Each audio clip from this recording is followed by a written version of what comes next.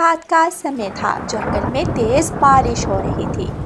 रानू चिड़िया अपने बच्चों से कहती है, बच्चों आप दोनों अब आराम करो, सुबह आपने स्कूल भी जाना है। अभी नहीं सोओगे तो सुबह आंख नहीं खुलेगी। इतने में जग्गू कौवा उनके घर आ जाता है। गुड़िया कुकू, चलो बाहर खेलने चलते हैं और बारिश में नहाते हैं, बहुत मजा आएगा। बच्चे जग्गू की बात सुनकर एक्साइटेड हो जाते हैं। जग्गू, रात के इस समय आप घर से बाहर आ गए, आपके मम्मा पापा ने नहीं रोका आपको? चलो जाओ अपने घर वापस, इतनी तेज बारिश में आपको खेलने की पड़ी है। रानू आंटी, आप गुस्सा मत हो, मैं जाता हूँ, मैं अभी जाता हूँ। मम्मा, हमें भी थोड़ी देर जग्गू के साथ जाने देना। हाँ मम्मा, बस थोड़ी देर के लिए, हम भी बारिश में खेलना चाहते हैं। बच्चों, आपको पता तो है वो जग्गू कौवा कितना शरारती है। अच्छा हुआ खुद ही चला गया। अब आप दोनों चुपचाप सो जाओ, वरना अब मुझसे बुरा कोई नहीं होगा। रानू चिड़िया अपने घोंसले में लेटकर सो जाती है। कुकू और गुड़िया जब देखते हैं कि उनकी मम्मा सो गई है तो चुपके से घर से बाहर निकल जाते हैं। कुकू और गुड़िया जब बाहर आते हैं तो अपने दोस्त जग्गू कौवे के साथ बारिश में खेलने लगते हैं। जग्गू दोस्त, तुम्हारे इस बैग में क्या है? इस बैग में मैंने पकोड़े रखे हुए हैं।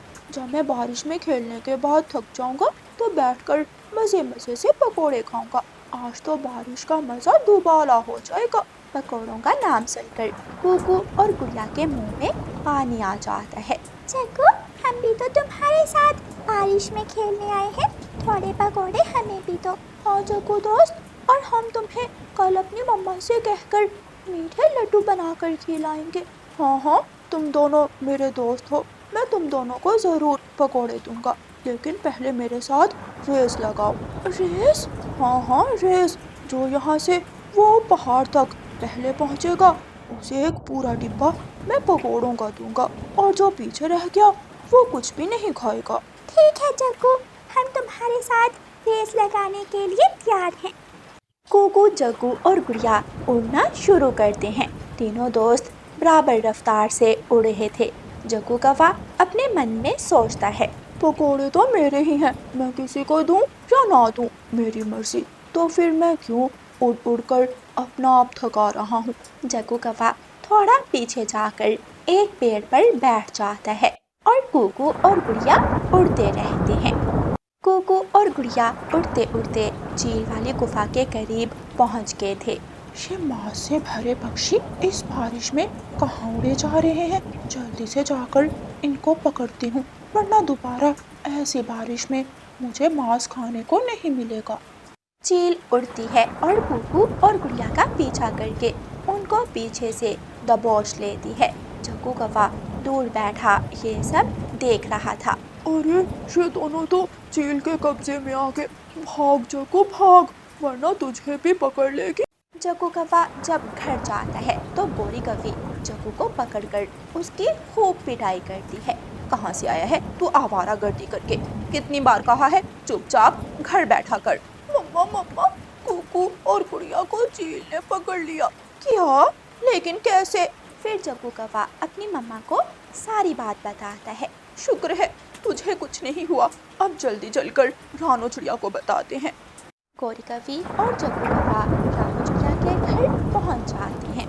रानू चिड़िया, जल्दी उठो, तुम यहाँ सो रही हो? कोई होश भी है तुम्हें? तुम्हारे बच्चे कहाँ हैं? कुछ पता है तुम्हें? रानू चिड़िया जल्दी से उठती है। क्या हुआ गोरी बहन, और ये क्या बातें कर रही हो आप? फिर गोरी कौवी रानू चिड़िया को सारी बात बताती है। क्या आप सच कह रही हो गोरी बहन? मेरे बच्चों को चील ने पकड़ लिया। आंटी, मुझे माफ कर दें, ये सब मेरी वजह से हुआ है। आप जल्दी से जाकर कुकू और गुड़िया को बचा लें। जग्गू बेटा, कितनी बार मैंने आपको समझाया है कि ऐसी शरारत मत किया करें मेरे मासूम बच्चों के साथ। अब पता नहीं चील क्या करेगी मेरे बच्चों के साथ। रानू चिड़िया रोने लगती है। रानू बहन, ये समय रोने का नहीं, कुछ करने का है, वरना बहुत देर हो जाएगी।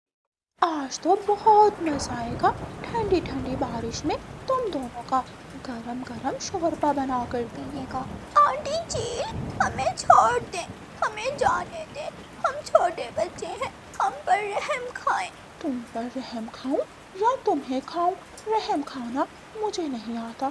हाँ, तुम्हें जरूर खा लूंगी। दोनों बच्चे जोर जोर से रोने लगते हैं। चील आग जलाने के लिए रसोई में लकड़ियां तैयार करती है। इतने में चील के दरवाजे पर दस्तक होती है। चील दरवाजा खोलती है तो बाहर गौरी कवि खड़ी थी। आओ आओ कवि, क्या तुम भी मेरा मजा दुबाला करने आई हो? क्या मतलब चील मौसी? मैं तो तुम्हें एक राज बताने आई हूँ। राज? कैसा राज? तुम्हारी बहन साथ वाले जंगल में बहुत बड़ी जगह पर आग जलाकर कुछ मांस खा रही थी। जब मैंने तुम्हारा पूछा तो कहने लगी, जो आग पर शोरबा तैयार हो रहा है ये मैं अपनी बहन के लिए ले जाऊंगी। वो बस शोरबा ही पी सकती है, मांस खाना उसकी किस्मत में नहीं। क्या ऐसा कहा उसने? गौरी, मुझे उस जगह ले चलो। आज मैं बताती हूँ उसे कि मेरी किस्मत में क्या है और क्या नहीं। वो क्या है ना चील मौसी, अगर मैं साथ गई तो वो मुझे चीर फाड़ कर खा जाएगी। मैं आपकी हमदर्द हूँ, इसलिए आपको बताने चली आई, वरना मुझे क्या जरूरत अपनी जिंदगी रिस्क में डालने की। अच्छा अच्छा ठीक है, तुम यहाँ रुको, किसी को पता ना चलने पाए, क्योंकि मेरे घर में भी दो पक्षी तैयार बैठे हैं मुझे मांस खिलाने के लिए। और मैं जाकर पहले अपनी बहन की खबर ले आऊं एक बार। हाँ हाँ चील मौसी, मैं तो तुम्हारी ही हमदर्द हूँ, तुम आराम से जाकर वापस आओ, मैं तुम्हारे घर की रखवाली करूंगी। चील वहां से उड़ती है और गौरी कवि तुरंत चील के घर के अंदर जाकर चिड़िया के बच्चों को साथ लेती है। गौरी आंटी, शुक्र है आप आ गई। हमारी मम्मा कहाँ है? तुम्हारी मम्मा को मैं थोड़ा पीछे छोड़ कर आई हूँ।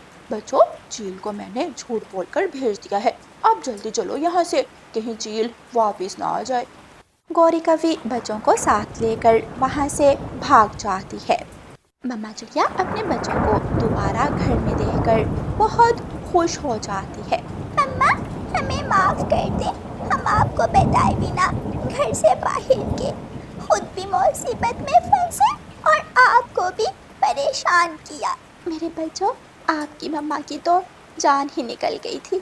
आज अगर गौरी बहन मेरी मदद ना करती तो मैं तो मर ही जाती। चिड़िया जोर जोर से रोने लगती है। बच्चे अपनी माँ के गले लग जाते हैं। जग्गू गवा भी अपनी माँ के गले लगता है।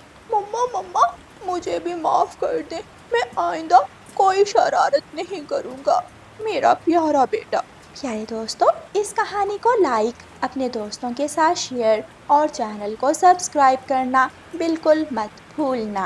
आपका धन्यवाद। रानो चिड़िया की ऐसी कहानियाँ सुनने के लिए YouTube सर्च बार में रानो चिड़िया की कहानी लिखें या फिर ये बटन दबाकर बोलकर कहें रानो चिड़िया की कहानी। दोनों छोटे बच्चे बहुत खुश थे क्योंकि आज वो अपने मम्मा पापा के साथ जंगल जा रहे थे। मैं जंगल जाकर तितलियों से खेलूंगी। मैं भी खेलूंगा। कोई भी तितलियों से खेलने नहीं जाएगा। बच्चों, हमने लकड़ियाँ इकट्ठी करनी है और आप दोनों बहन भाई वहाँ बैठकर पक्षियों को देख लेना।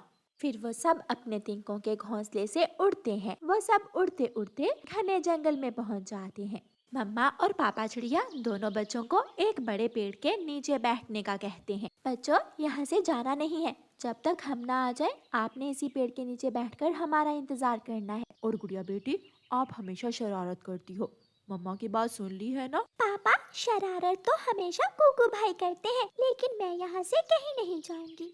मम्मा और पापा सूखी लकड़ियाँ लेने चले जाते हैं। कुकू के पापा, ये पेड़ ठीक है, इस पेड़ पर सूखी लकड़ियाँ हैं। मैं पेड़ के ऊपर बैठकर लकड़ियाँ काटता हूँ और आप लकड़ियों को इकट्ठा करना। थोड़ी देर बाद कुकू गुड़िया से कहता है, गुड़िया बहन, मुझे भूख लगी है। भूख लगी है तो मम्मा पापा को आ लेने दो।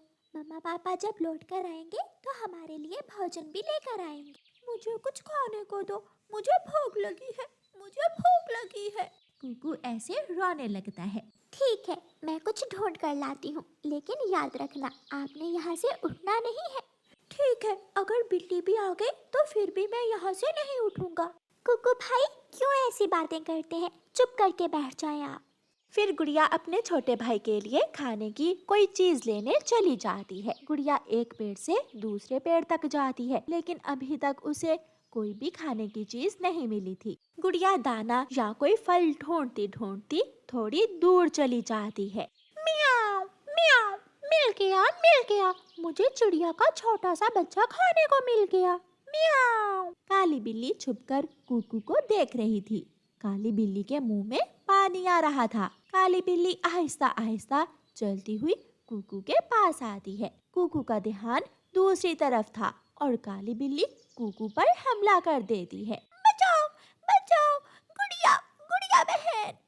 ये तो कुकू की आवाज है। गुड़िया बहन, मुझे बचा ले, मुझे काली बिल्ली से बचा ले। गुड़िया जल्दी से वापस आती है और एक छड़ी उठाकर काली बिल्ली को वहाँ से भगा देती है। कुकू घायल हो चुका था। गुड़िया बहन, मेरे पंख को घायल कर दिया है काली बिल्ली ने। कुकू भाई चुप कर जाए, कुछ नहीं होगा आपको। गुड़िया अपने भाई को उठाकर बुलबुल डॉक्टर के पास ले जाती है। बुलबुल के घर को बाहर से ताला लगा हुआ था। तोते अंकल, बुलबुल डॉक्टर कहाँ गई है?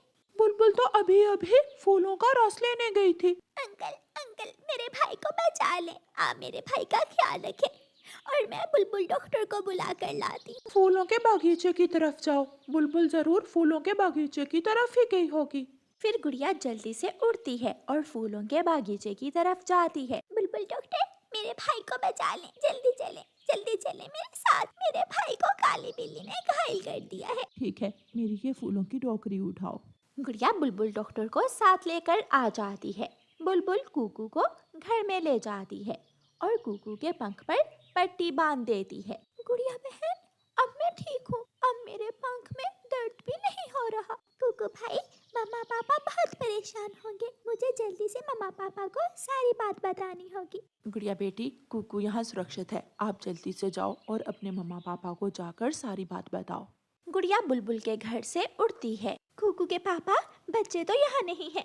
पापा चिड़िया को उस पेड़ के पास बिल्ली के बाल, कुकू के पंख और खून दिखाई देता है।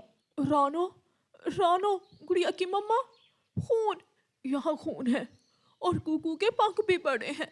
ये सुनकर मम्मा चिड़िया की जान ही निकल जाती है। मेरा कुकू, मेरी गुड़िया। गुड़िया भी वहाँ पहुँच जाती है। मम्मा, हम सुरक्षित हैं। कुकू भाई भी सुरक्षित है। गुड़िया बेटी, कुकू कहाँ है? पापा, कुकू भाई पर काली बिल्ली ने हमला कर दिया था और मैं कुकू भाई को बुलबुल डॉक्टर के पास ले गई थी। गुड़िया बेटी, कैसा है अब कुकू? कुकू ठीक तो है ना? हाँ मम्मा, बुलबुल डॉक्टर ने कुकू के पंख पर पट्टी बांध दी है, सब ठीक है। मम्मा पापा और गुड़िया कुकू को लेकर अपने घर आ जाते हैं। गुड़िया बहन, आपने मेरी जान बचाई। मेरे पंख में बहुत दर्द था। देखा, तुम मुझसे मजाक में बोल रहे थे कि काली बिल्ली आ जाएगी और काली बिल्ली सच में आ गई। मेरे बच्चे बहुत बुद्धिमान हैं। मेरी गुड़िया बेटी ने तो आज बड़ों वाला काम किया। आखिर गुड़िया बेटी किसकी है? मेरी गुड़िया हमेशा ऐसे ही जीवन में बुद्धि से काम लेगी और बहुत आगे जाएगी। फिर वो सब खुशी खुशी जीवन गुजारते हैं।